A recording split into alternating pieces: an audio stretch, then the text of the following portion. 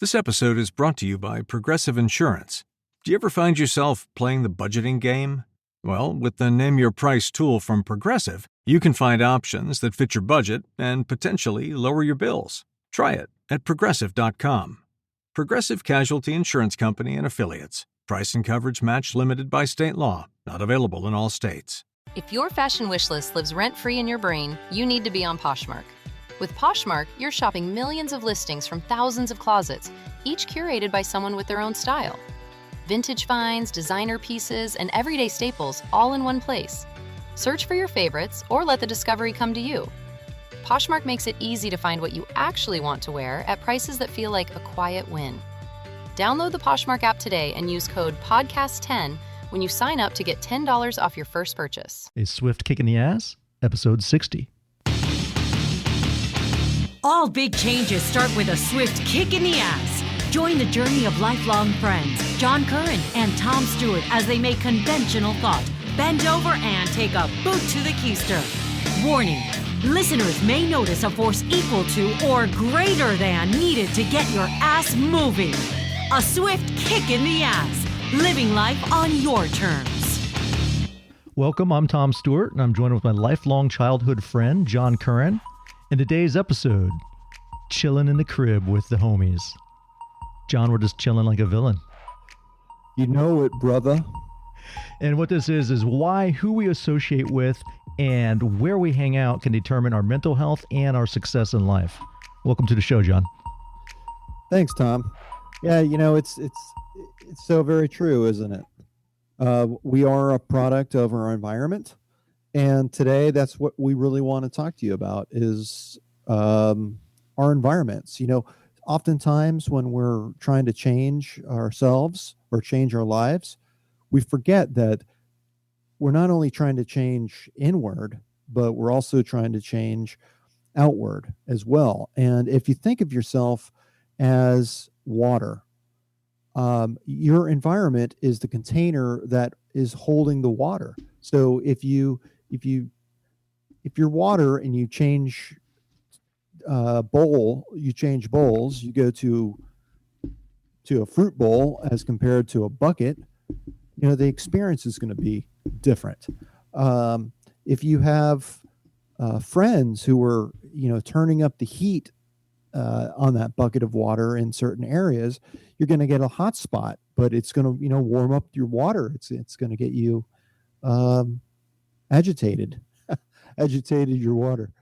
Anyhow, do you remember the Bruce Lee quote? This is about water, since you just brought it up. Empty your mind, be formless, shapeless like water. If you put water in a cup, it becomes the cup. If you put water in a bottle, it becomes the bottle. You put it in a teapot, it becomes a teapot. Now water can flow or it can crash. So be like water, my friend. See, that was perfect. It's like we had that planned. Yeah, and we didn't. I know. It's, you know, I guess just great minds think alike, Tom, and then there's us. Anyhow, I knew that you'd like that comparison. But, you know, if we're talking about our environment, talking about that container that is really the shell of our life, you know, what can we do to change it? And how do we adapt to a new bowl, to a new container?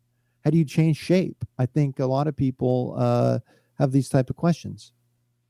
I agree. And one of the things that, you know, the reason I brought this up, the whole environment thing, and also who you hang out with, it's kind of, you know, they hold hands together. We did an episode, if you remember, on the laws of power. It was law 10, which is infection. And it was avoid the unhappy and unlucky. We have a whole episode on this, but let me just read the judgment real quick. It was, you can die from someone else's misery. Emotional states are as infectious as diseases. You may feel you are helping the drowning man, but you are precipitating in your own disaster. The unfortunate sometimes draw misfortune on themselves. They will also draw it on you. Associate with the happy and fortunate instead. Now, that's just one part of the puzzle. As I was getting to is, I've changed my schedule around, and so I'm home during the day a lot now when my family is off at work, and I'm in the house a lot. And I'm like, you know, I told John, I said, you know, I need to change my environment So I'm thinking about, even though I have weight equipment and stuff like that, I'm thinking about joining like the YMCA or something, just to get out of the house. So I'm not always in this same thing where you're surrounded by chores and things to do. You need to get out and kind of clear your mind, or go to the beach is another thing I like to do. I like to go over and, enjoy nature, and it gives you a refreshing point of view. But the same way as the house can, hold you down or make you almost feel depressed. Same thing with people. People can hold you down. So if you're associating with people that are negative or, have a lot of gossip and stuff, that spills over into your life. And so I'm not saying you have to get rid of your friends or your family. You love your friends and your family, right? Unquestionably. But make sure that you can choose your peers. You don't always have to hang out with people that are going to put you down or not believe in the things that you're trying to do or try to change in yourself. Yeah. So, Tom, go back to you trying to get out of the house now, and you really adapting to this new schedule of yours. Really big change in your schedule. So, you saying you want to get out of the house, but from where I stand, what I see is that what you're trying to do is you're trying to apply structure or a schedule. You're out of sync. You don't have a set schedule anymore. And how really that is a part of our environment. That's something that's a container that we live in. Kind of like if your water is in a bird bath, it's going to be out there baking in the sun, and it's going to be different than when you're in a bucket of water in the shade or in the ice. And so you've had a big change in containers recently. So you're trying to, find that structure and that schedule. And I think that once you search and once you try different things, and, it'll just pan out. Absolutely. What I did notice though is, spending a lot of time in the house during the week when no one's home, I realized, it can affect your mood of how the condition of your house. Sometimes I like to say that the inside of your body sometimes is reflected in your dwelling. If your house is messy or if your grass is overrun, and it could mean that you're too busy to get to that stuff, or you're in a state of depression, or you feel overwhelmed and you just let this stuff pile up around you. I think it's important to have a nice living area. Like if you wanted to be a little bit more romantic with your spouse, right, John? You don't want to have a bunch of clutter in your bedroom and, stuff. Or as I used to at one time, I used to have my weights in the bedroom. That, I tell you, man, that doesn't do a lot for stimulating your spouse. What's that smell? So yeah, think about that kind of stuff. Where you are. I mean, they've done studies, right, about colors. When I know in weight rooms or something like that, or football locker rooms, they'd have like red, in order to get the team geared up. Yeah. Just thought you might want to hear that again. Keep the competition going. Well, we are hanging at the crib, right? Absolutely, man. It's a cool little riff. I know. I was just about ready to beatbox. Anyhow, think of your environment like this too. If you're going to cook something, you need to set up your environment. And if you want to bake a cake, what are you going to need to bake that cake? Well, first of all, you're going to need a kitchen. And what is it? What do you mean? You need an open space to work. You need you need pots and pans. You need the ingredients. You need the oven. You need all that. You need to set up your environment before you can cook. I have a boat project, which is been in my family for a long time, and I have all the parts and pieces of this boat, but my boat's in parts and pieces, and I need to put it back together. So in order to really get that done and get that accomplished, I need to, organize my garage. I need to make sure my tools are organized. I need to create an environment which is conducive to getting that work done. Like having a table where I can lay out all the parts and schedule as well, schedule what I'm going to do, when I'm going to do it.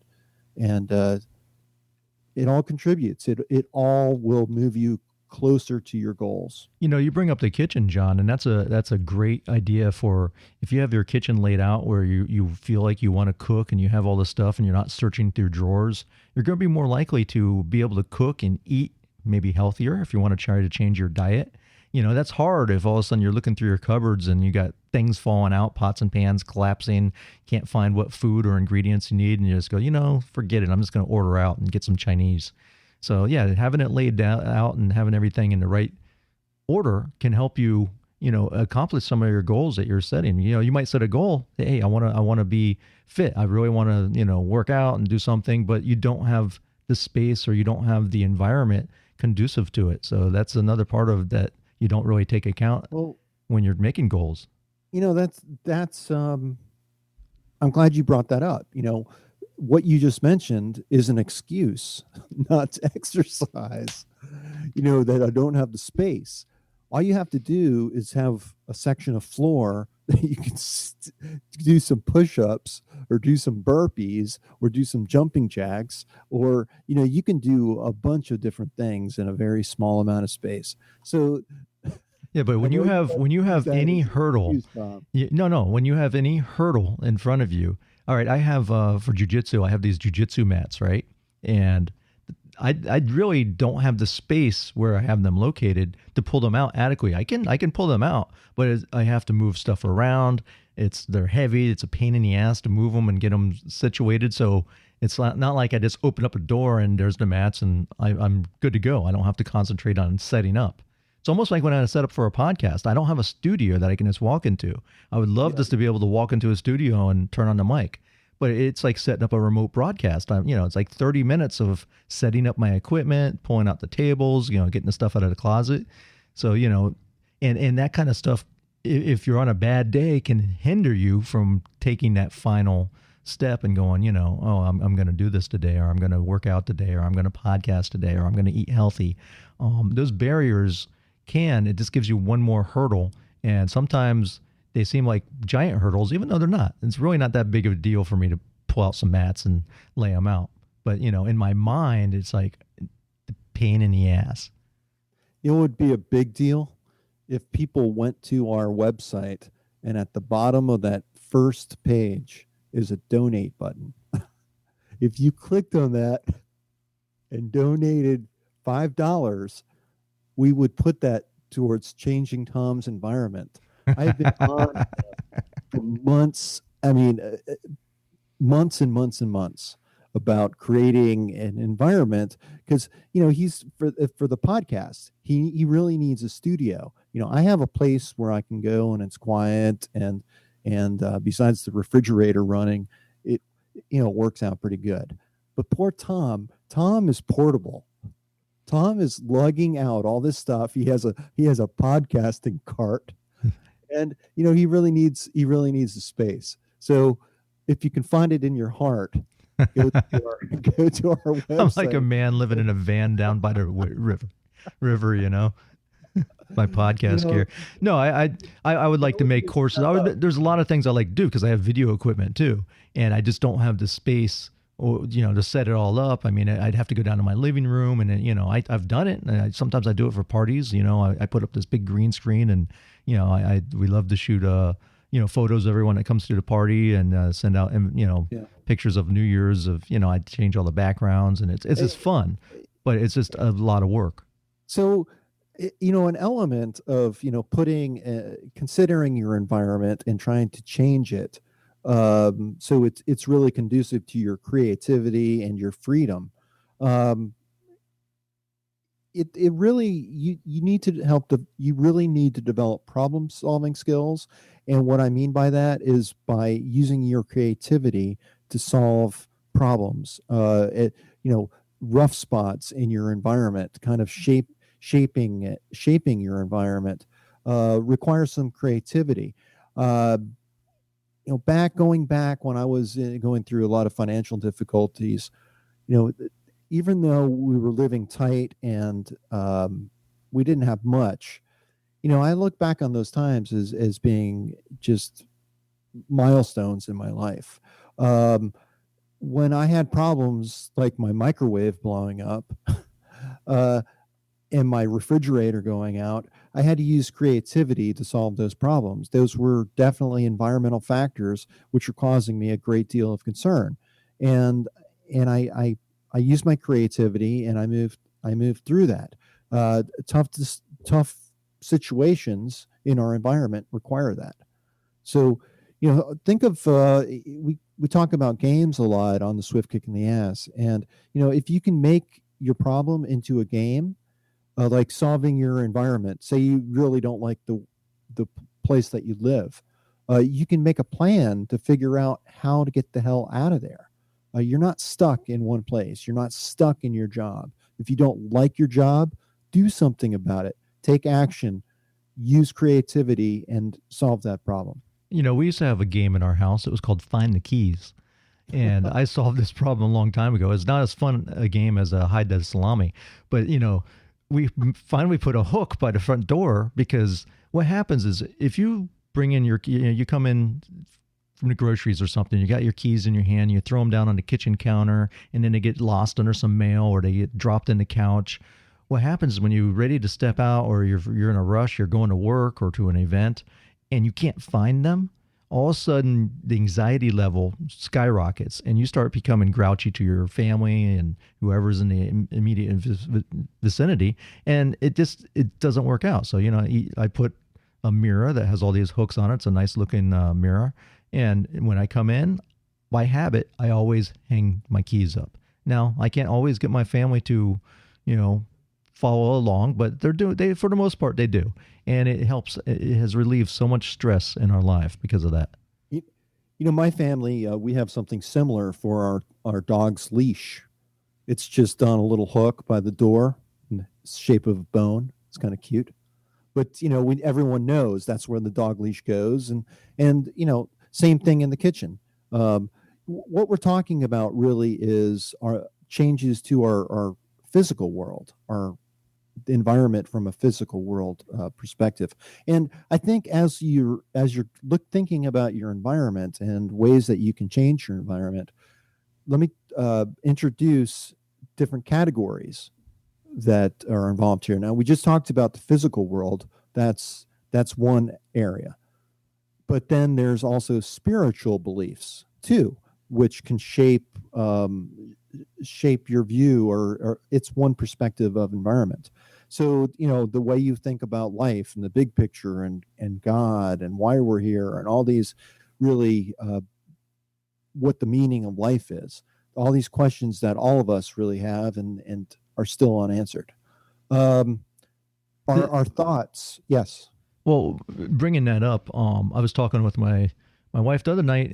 We went out and we did something spontaneous and different. Since I'm working weekends now, I don't have the opportunity to go out on the weekends with my wife and family. Usually during the week, we train jujitsu. So it's like I'm kind of bummed out because it's like I still feel like my weekend is, Monday through Thursday or Monday through Wednesday, and then I'm feel like I'm still like during the week because it's I'm going to class, and it's just like it just feels like I have no time off because I'm not spending time with my family. So Tuesday night we went out and decided, let's skip class and go down to the beach. And we went to Margaritaville. It's a nice Jimmy Buffett's new hotel that opened down here in Hollywood, Florida. And we went to a bar, and ate some food. Of course, bring the kids to the bar. It's a good place. But no, it was really nice. And we were talking about how we're such a close-knit family. And one of the things that, there's a couple of them, but you talk about religion. One of them is, we have friends and family and activities at church that have brought us closer together because we kind of know what's going on. But also we do Brazilian Jiu-Jitsu together. We've been doing it for 7 years together. So our kids have grown up in that. And it forms a tighter bond because it's something that, we believe in together and we can share and talk to about. And my wife was saying how that, that having that community, because in the jiu-jitsu class, it's not just we go to a class and leave. We have friends that we've established there, really good people that we, sometimes have barbecues with, or, go see the fights with, or someone that would just help us if we need it. And having these communities and these people around that are spiritual and positive is a positive vibe. Or a gym or a CrossFit, my wife does CrossFit, and it's the same thing. I think that's why CrossFit is so successful right now, is because when people go there, they encourage each other. So you have that whole environment around you, and that's going between environment and it's also your peers. That's why we're melding these two together, because they really do go hand in hand. Yeah. Going back to the kitchen analogy, if you're trying to cook something, you need to have everything in place. Your ingredients, the right pot or pan, you need a stove. You're talking about needing these different resources and having them in place. The same thing goes with the school and the life that you've created, Tom. You have a spiritual element, you have relationships, you have these thoughts and emotions that go along with your life. These are all things that we can change about our lives. And what about, if you think, and I'm sure everyone has experienced this at work, right? You have people that are just sleepwalking through their life, where they have no goals and ambitions, and they like to naysay everyone else or complain or gossip. And you sit around a water cooler and just talk about the boss or some, lady across the way that you don't like her sweater or something, and after you do that for a while, it really, those negative feelings, just, they weigh on you, man. They make you feel bad. And it's just, and as humans, I think we have a tendency to kind of lean that way. And you think it's fun for a while, but what happens when it turns and then they're talking about you, or, it's just really nasty. And it's better to be around people that are positive and have some goals or share something in, similar to you, than those people that are just going to, naysay and say something bad about others.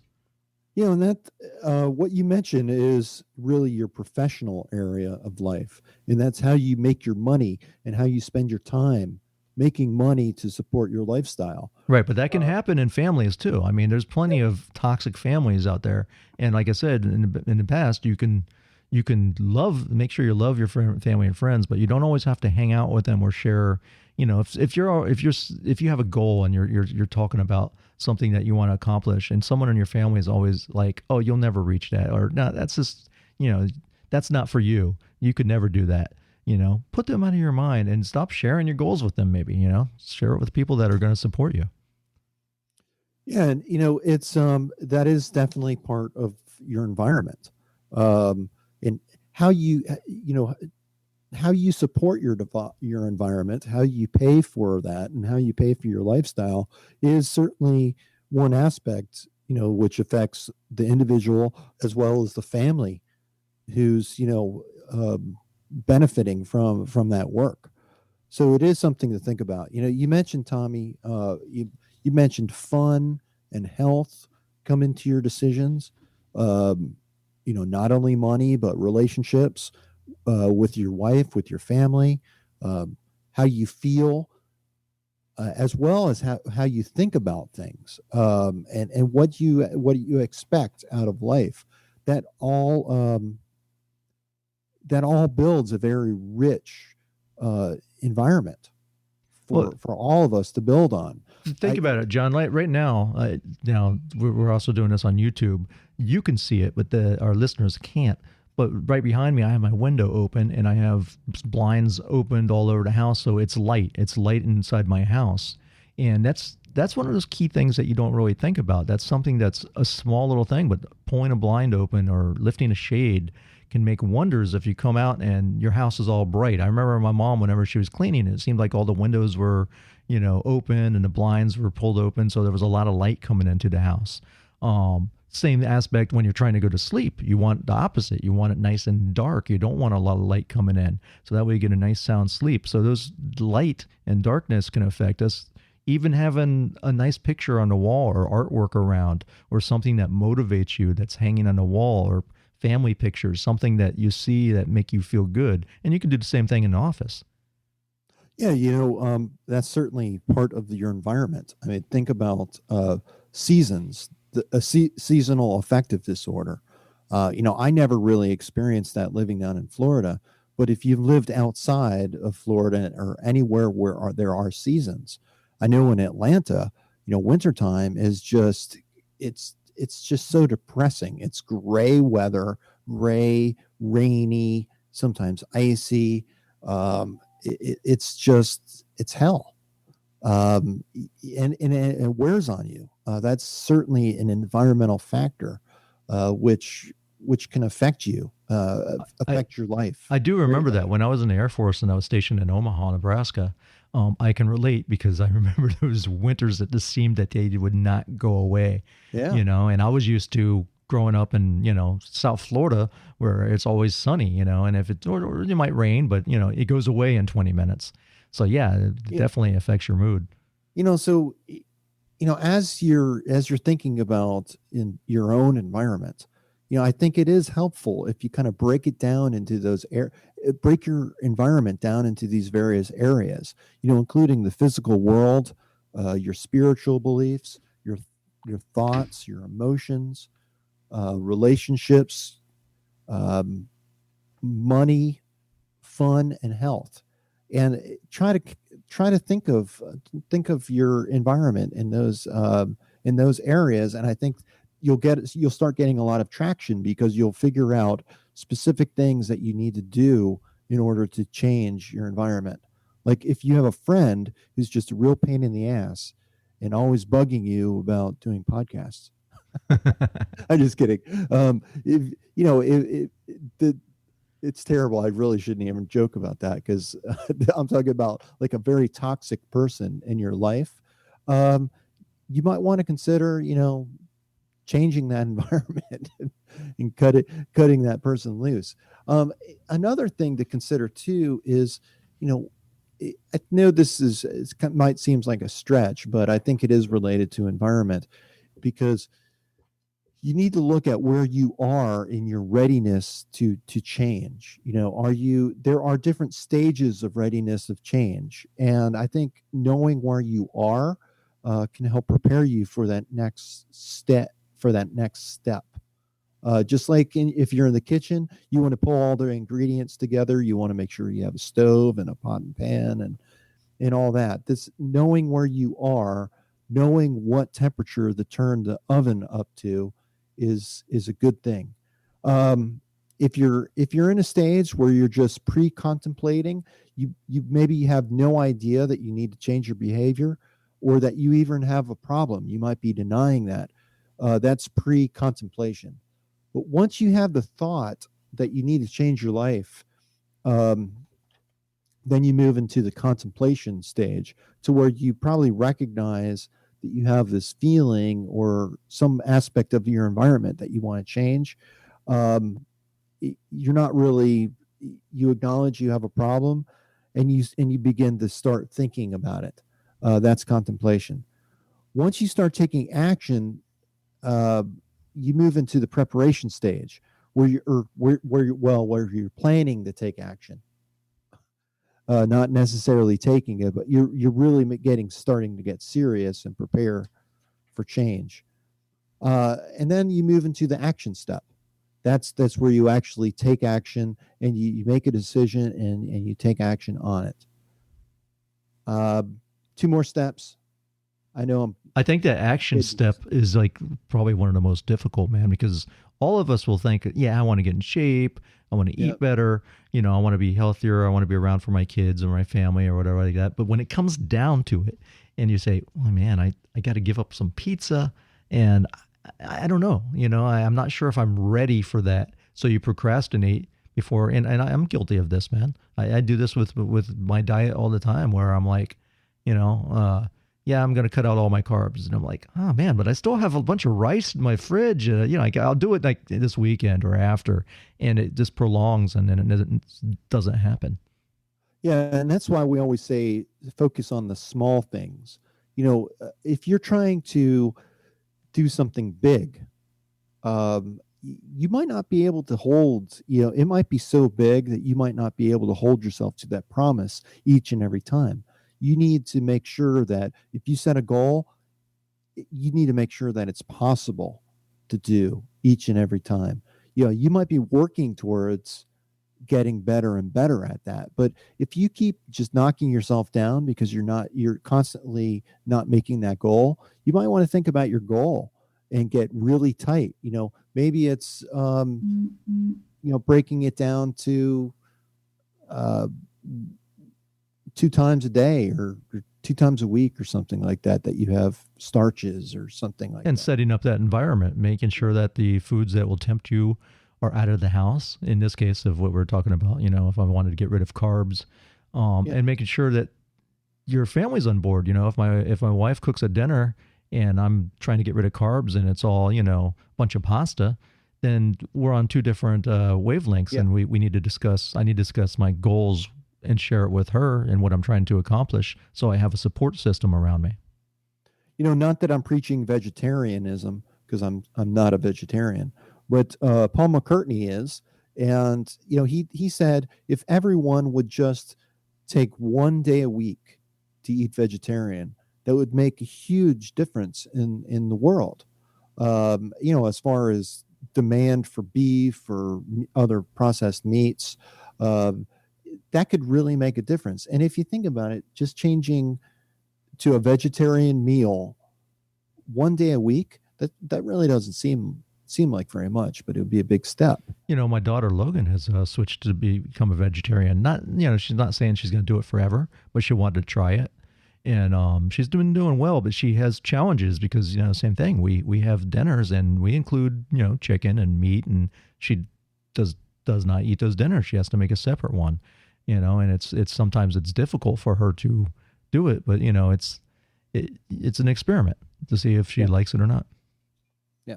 So then there's the maintenance stage after you take action. And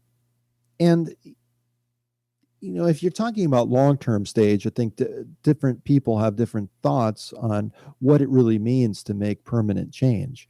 And in my book, I think you need to, for something to become a habit and something to become really permanent change, you need to be taking action and maintaining that action for a year at least. I'm kind of pushing some of those challenges now with my push-ups, because I've been doing it pretty much I do it every day regardless. But I've been fluctuating on my numbers a lot. And really changing and adapting my workout routine. But I feel that every morning I have to do push-ups. And it's still going strong. But can I say it's a permanent change just yet? No, because I haven't been doing it a year. And I tell you, I struggle at it. I'm struggling at it right now. It's like the thought will cross my mind. Oh, I don't really feel like doing push-ups this morning. And I'm just like, bump that, hit the floor, Jack. Hey, I'm 3 or 4 months away from a year for giving up Diet Coke and drinking only water. And I have to say that I've never felt healthier because I have not been sick since I quit it. And so that's one of the things that are motivating me, whether it's because I'm drinking, got rid of Diet Coke, or if I'm just because I'm drinking more fluids now because I'm drinking a lot of water, that it's just, keeping me hydrated and keeping me a little bit healthier. It's a benefit for me that I've been happy, and I'm proud to say that I haven't done it, something that was a bad addiction for me. Yeah. So, after a year, and what the ultimate goal really is for any change is, they call it the termination stage. And at this stage, you really have the problem no longer presents any temptation or threat. And there's no chance of you going back. Kind of like the way I feel about smoking cigarettes, and the way I feel about personal debt. There's no way in hell I'm ever going back to that way of life. It's just, I will never allow that to happen. So, I think if you recognize where you are in those different stages of readiness for change, I think that might help you, get some traction on whatever you're trying to do. It's all, and that also, is part of changing your environment, changing the way you think about things. And if telling yourself that you can't do it, well, you're not going to be able to do it, because you're already defeated before you even try, when you tell yourself you can't do it before you even try. Right. And if you find yourself in that cycle where you're stuck around toxic people or a toxic environment, some of the other things you can do is, go out, join a group. If you like sports, join a sports team or someone, and enroll on meetup.com and find something that you're interested in. It could be a hobby, or find other people in your area. You can search within 5 miles, 25 miles, 50 miles, 100 miles, whatever it is. Maybe take a trip, away to, go to a conference or something. And the other things that you can do, there's religious, like John talked about, if you have a church or a synagogue or whatever Or you a believe, school, or a school. even. Yeah, community. Community is good for everyone. I mean, you can volunteer, something to get you out into a different environment that is positive. The other thing that you can do is say you're just stuck and you can't go anywhere. Start listening to podcasts like this. Listen to podcasts that will encourage you. Get audiobooks you can check them out from the library, usually for free. Something that will get you in a different frame of mind. Read. Join an online forum if you can't get out. I think a large part with someone's ability to move forward with positive change in their life really depends upon how well they know themselves and how genuine they are with themselves. And what I mean by that is that oftentimes we have some hard truths to face in our life, and we're trying to create change, but we recognize that some things can't be changed, and sometimes change, creating positive change in your life, just includes acceptance of that situation, or something about yourself, or just a cold hard truth. And we try to do that here on the Swift Kick in the Ass. This is really near and dear to Tom and my hearts, as far as facing the reality, facing the truth, being true to yourself. Just if you can start from there, then that's going to change your world in many different ways. You know that Norman Vincent Peale used to have imaginary, every night when he would go lay down for sleep, he'd have these imaginary masterminds, and he would imagine people that he had read about, so he knew how they would respond to questions and stuff. But he'd have like Ben Franklin and presidents and statesmen, and maybe people that he really idolized, and he would consult with them in his mind, and he would come back and say, he'd ask them a question and have them respond and what he thinks they would say. And it was just one technique he would use to kind of get out of his head and kind of be around, they say, Jim Rohn has a saying, surround yourself with you are an average of the 5 people you spend the most time with. Well, he was trying to spend time with imaginary presidents and statesmen to elevate his consciousness. I'm sure, there are a lot of listeners out there that were maybe this is an old thing, but the bracelets that say, what WWJD, what would Jesus do? Right. I mean, it's kind of the same concept, except you're not just asking that of one person. You're asking that of a panel of people who are really expert at whatever you're trying to do, or whatever you need expert knowledge in. Using that to your advantage and using that as a basis of your decisions. Yeah, sometimes I ask myself, what would Lex Luthor do? Guess that's not the best role model. Sometimes Batman, because Batman always thinks his way out of everything. So, yeah, it's bad when I ask Al Pacino from Scarface, what would my little friends do? Anyhow, I think we touched upon basically, everything, but we hope you enjoyed this episode. And, we hope you take what we said to heart and start working on your environment. A lot of us can get a lot of traction with making positive change in their life if they just look at their environments.